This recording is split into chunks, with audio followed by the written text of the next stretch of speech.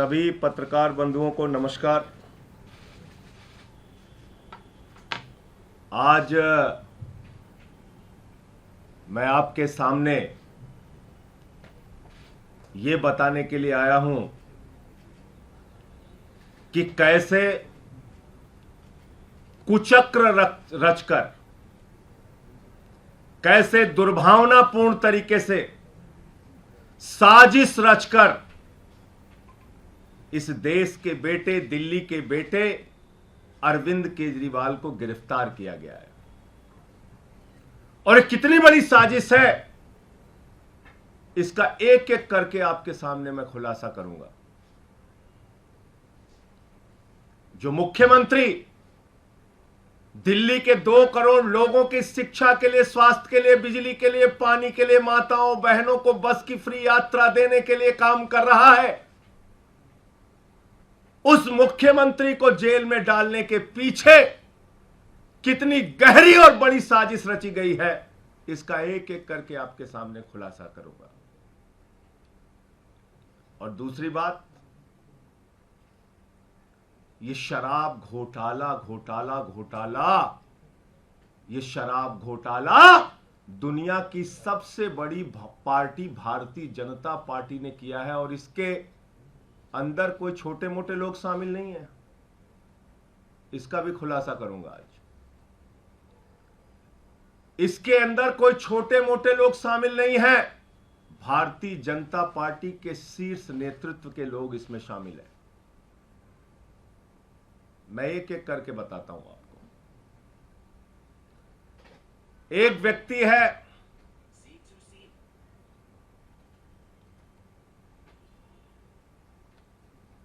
मंगुंटा रेड्डी, जिसने कुल 7 बयान दिए, कुल 3 बयान दिए। उसके बेटे राघव मंगुंटा ने 7 बयान दिए, बाप बेटे ने मिला के 10 बयान दिए।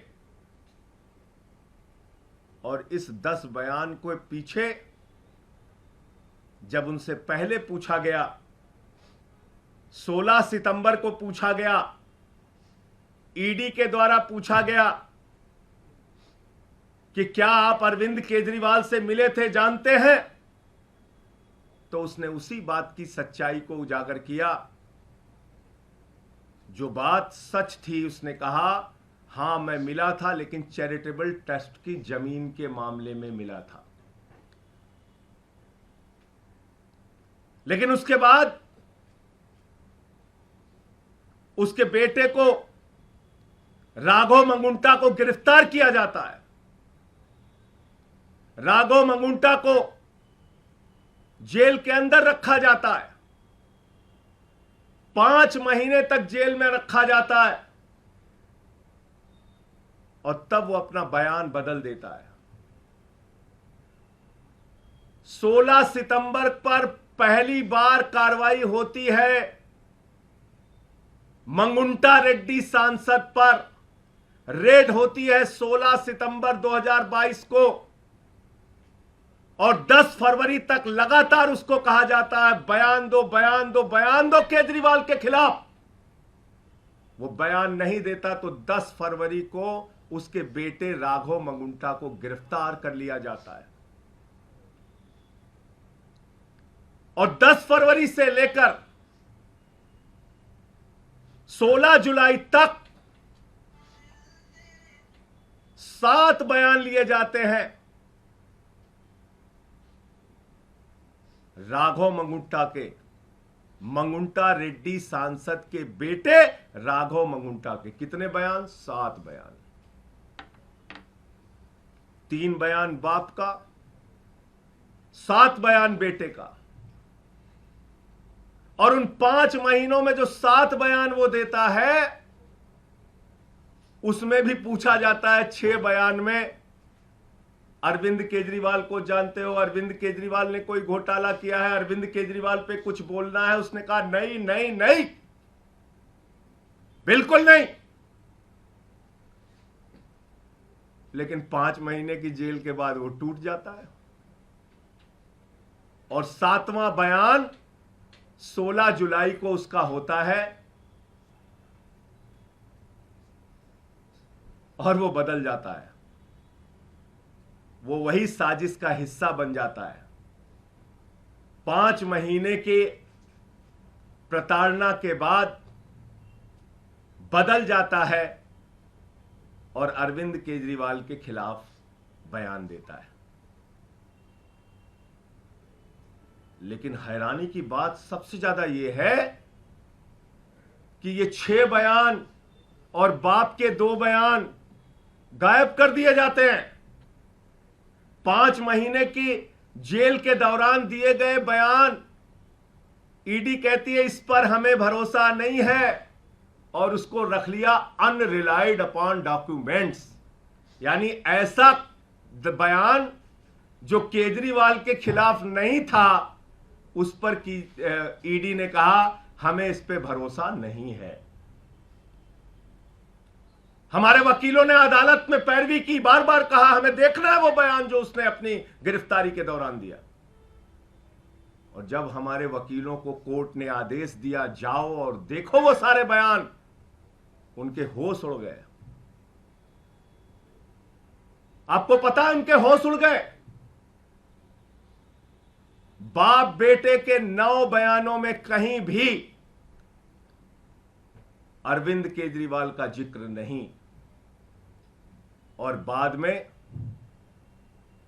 अरविंद केजरीवाल का नाम उससे जबरन दबाव बनाकर अरविंद केजरीवाल के खिलाफ उससे बयान दिलवाया जाता है।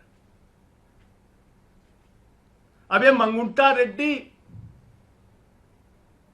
और राघव मंगुंटा है कौन, जिसको ईडी ने कहा कि यह शराब का कारोबारी है, शराब का घोटालेबाज है, इसके हम छापा मारेंगे। 16 सितंबर को छापा मारा।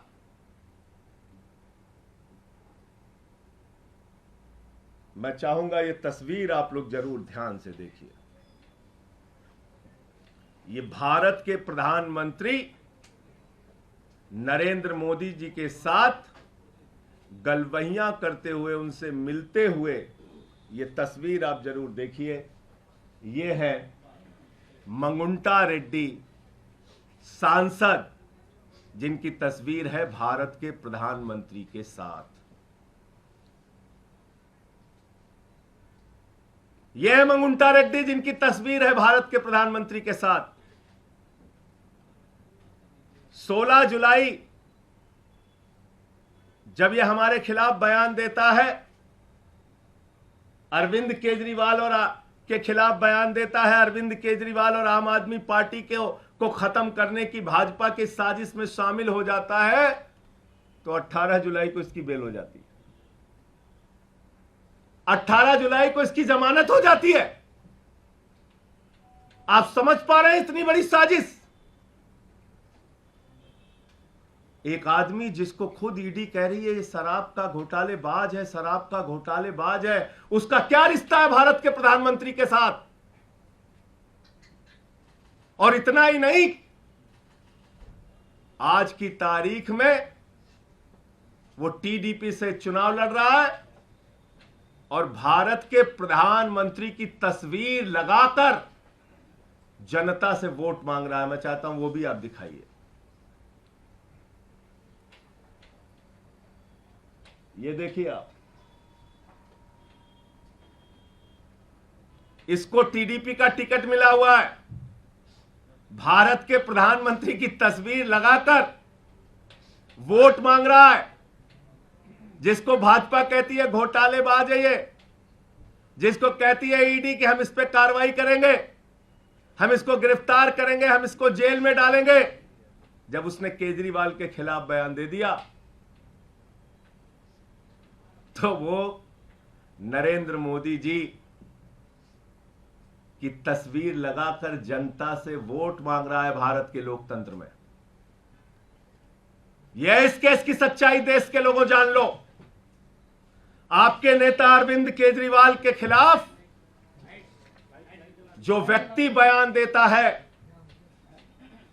यह है, और जो बयान छिपा लिया जाता है ईडी के द्वारा हमारे वकीलों के दबाव में। कोर्ट के आदेश के बाद जब वो बयान देखते हैं जाकर ईडी के दफ्तर पर, जिसको अनरिलाइड डॉक्यूमेंट में ईडी ने रखा, यानी कि ऐसा डॉक्यूमेंट जिस पे भरोसा नहीं है, शुरुआती सारे बयान जिस पे भरोसा नहीं है, वो बयान जो उसने सही सही बताया था उस पर कह दिया हम इस पे भरोसा नहीं, उसको छुपा लिया।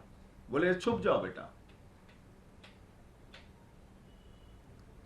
अब इसमें एक और ये है मंगुंटा रेड्डी सांसद, और ये है भारत के प्रधानमंत्री के साथ उनकी तस्वीर, और ये है वो चुनाव प्रचार कर रहा है, टीडीपी से चुनाव लड़ रहा है, और यह है भारत का प्रधानमंत्री।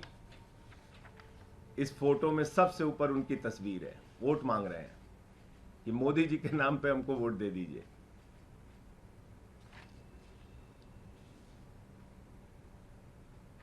अब मैं आता हूं कि शराब घोटाला भारतीय जनता पार्टी ने कैसे किया। अब एक शख्स आता है शराब का कारोबारी, जिसको कहती भारतीय जनता पार्टी घोटालेबाज है, घोटालेबाज है, घोटालेबाज है, शरद रेड्डी। शरद रेड्डी के घर पे 9 नवंबर को छापा होता है 2022 में। 9 नवंबर 2022 को छापा होता है, और 9 नवंबर 2000 छापे के बाद इससे पूछा जाता है केजरीवाल जी के बारे में। ये साफ साफ मना कर देता है, कहता है मैं अरविंद केजरीवाल को जानता ही नहीं, उनसे मिला नहीं, उनसे मेरा कोई लेना देना नहीं। और इसके कुल 12 बयान होते हैं, 12 बयान। ध्यान से सुनिएगा, इसको बहुत जरूरी है, जानना जरूरी है कि दिल्ली के मुख्यमंत्री के खिलाफ कितनी बड़ी साजिश करके उनको गिरफ्तार किया गया। 9 नवंबर से लेकर इससे पूछताछ के दौरान इसको जो भी दबाव बनाया गया, इसने मना किया। फिर इसकी 10 नवंबर को गिरफ्तारी हो जाती है। 10 नवंबर को गिरफ्तारी हो जाती है, और 10 नवंबर की गिरफ्तारी के बाद इसने कुल 25 अप्रैल तक, यानी कि 6 महीने इसको जेल में रखा गया। इससे बार बार कहा गया बयान दो केजरीवाल के खिलाफ, बयान दो केजरीवाल के खिलाफ, इसने नहीं दिया। 12 बयान इसने कुल दिया, और 6 महीने के बाद जब इससे कहा गया बयान दो वरना जिंदगी जेल में सड़ जाएगी, बयान दो वरना जिंदगी जेल में सड़ जाएगी। अब वो कोई संजय सिंह तो है नहीं, वो शरद रेड्डी है, टूट गया। 25 अप्रैल को उसने केजरीवाल के खिलाफ बयान दिया।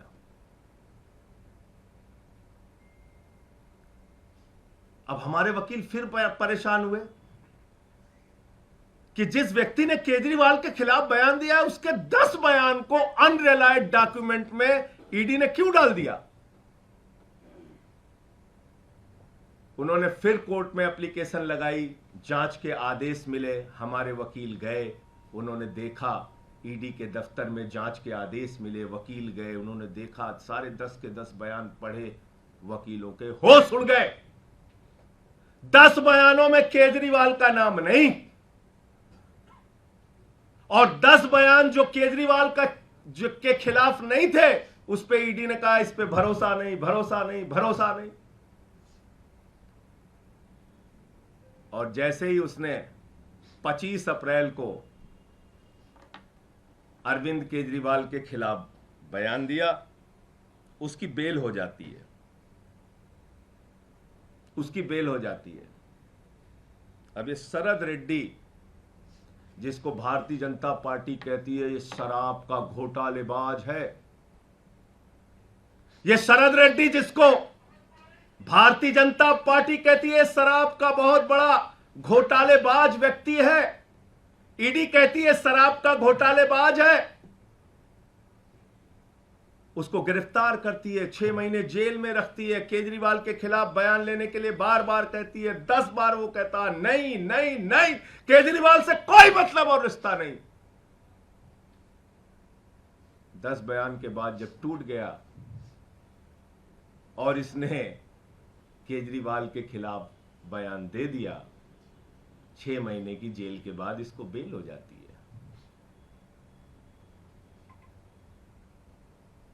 ये शरद रेड्डी कौन है? असली घोटाला शुरू हुआ ईडी के जांच के बाद। भारतीय जनता पार्टी का शराब घोटाला, और पहली पेशगी और नजराना भाजपाइयों को कब पहुंचा? 5 करोड़ रुपए का 15 नवंबर को पहली पेशगी और नजराना 5 करोड़ का पहुंचा, और कुल 55 करोड़ रुपए की रिश्वत, जिसको किंग पिन बताते थे, किंग पिन शरद रेड्डी, उस किंग पिन ने 55 करोड़ रुपए की रिश्वत भारतीय जनता पार्टी को दी। 55 करोड़ रुपए की मनी ट्रेल तो खुलेआम मिल गया, और वो मनी ट्रेल भी ऐसे पता नहीं चला, भारत के सर्वोच्च न्यायालय की कृपा से पता चला, जब उन्होंने कहा दिखाओ दिखाओ दिखाओ।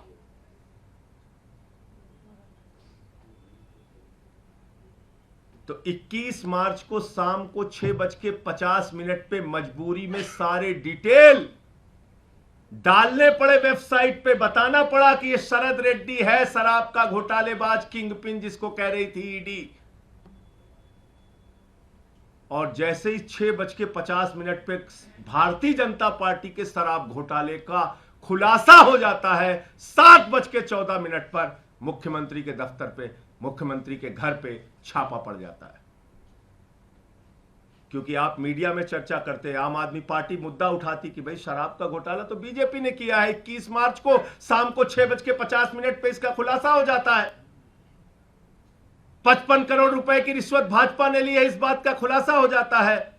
उस खबर से ध्यान हटाना है, जनता का ध्यान भटकाना है। पहुंच गए केजरीवाल के घर और 7:14 पे छापा मार दिया। कहा गया ईडी के अधिकारियों को, जाओ जल्दी, वरना तो हमारा घोटाला खुल गया है तो बड़ा गड़बड़ हो जाएगा। और 2.5 घंटे की पूछताछ में जो 10 सम्मन दे रही थी ईडी, और हम कह रहे थे आम आदमी पार्टी को एक खत्म करना चाहते हैं, अरविंद केजरीवाल को गिरफ्तार करना चाहते हैं, वो बात सच निकली और अरविंद केजरीवाल जी को 2 घंटे की पूछताछ के बाद गिरफ्तार कर लिया गया। तो असली बात यह है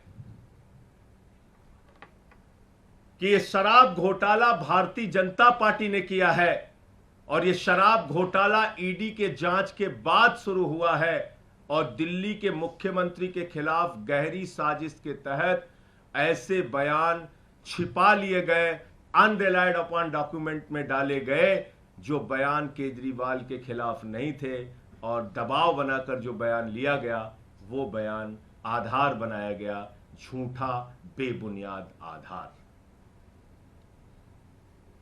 तो इसलिए साथियों और दोस्तों, मैं इस देश की जनता से कहना चाहता हूं, आपका मुख्यमंत्री, आपका नेता, दिल्ली के भाइयों से कहना चाहता हूं, 100% ईमानदारी से अपना जीवन जिया है, अपना जीवन जी रहा है। अरविंद केजरीवाल पर ना कोई दाग पहले था और ना जीवन में कभी रहेगा। अरविंद केजरीवाल का गुनाह सिर्फ एक है कि वो दिल्ली के बच्चों को अच्छी शिक्षा के लिए काम कर रहे हैं। उनका गुनाह सिर्फ यह है कि दिल्ली की माताओं बहनों के लिए बस की फ्री यात्रा का इंतजाम कर रहे हैं, उनको 1000 रुपए की आर्थिक सहायता का इंतजाम कर रहे हैं। अरविंद केजरीवाल का गुनाह सिर्फ यह है कि वो बुजुर्गों के लिए तीर्थ यात्रा का इंतजाम कर रहे हैं, फ्री बिजली, फ्री पानी का इंतजाम कर रहे हैं।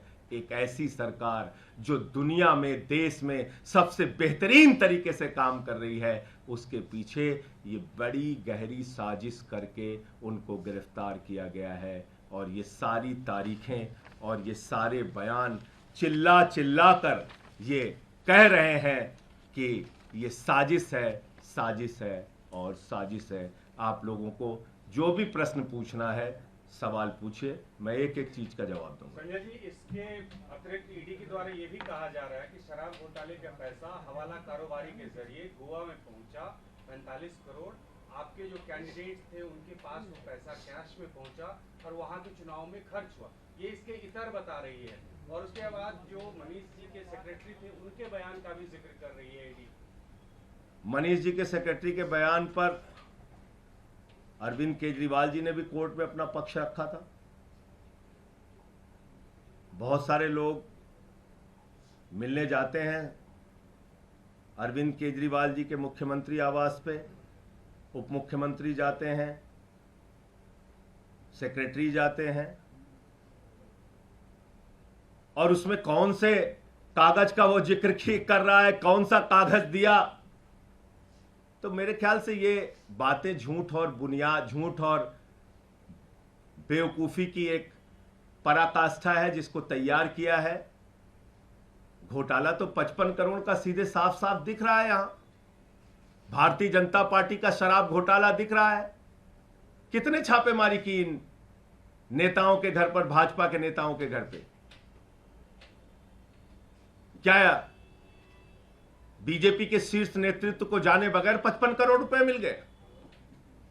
उनको मालूम नहीं है 55 करोड़ रुपए पहुंच गए उनको। इस शराब घोटाले पे क्या कार्रवाई की ईडी ने, सीबीआई ने? आप बताइए मुझे। Goa election, Goa election, Goa election. जब मैंने आपको बता दिया जिन लोगों ने केजरीवाल का नाम लिया, कैसे लिया, कितने दबाव में लिया, और पहले क्या बोला, बाद में क्या बोला, ये सारा कुछ बता दिया, तो उसमें गोवा की कहानी तैयार करो कि जो कोई भी झूठी कहानी तैयार करो, इसका क्या लेना देना है?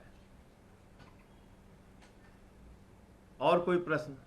सर, ये भी अब तर्क लगाया जा रहा है कि आपके खाते में, क्योंकि जो पूरा ईडी का इन्वेस्टिगेशन है, दावा है 100 करोड़ का किकबैक, 45 करोड़ गोवा में, तो चुनावों के बाद आम आदमी पार्टी का खाता फ्रीज किया जा सकता है क्योंकि बेनिफिशियरी आप कह रहे हैं कि भारतीय जनता पार्टी का खाता सीज किया जा सकता है? मुझे ऐसा नहीं लगता, क्योंकि 55 करोड़ की रिश्वत तो उनको मिली है, उनके खाते में गई है।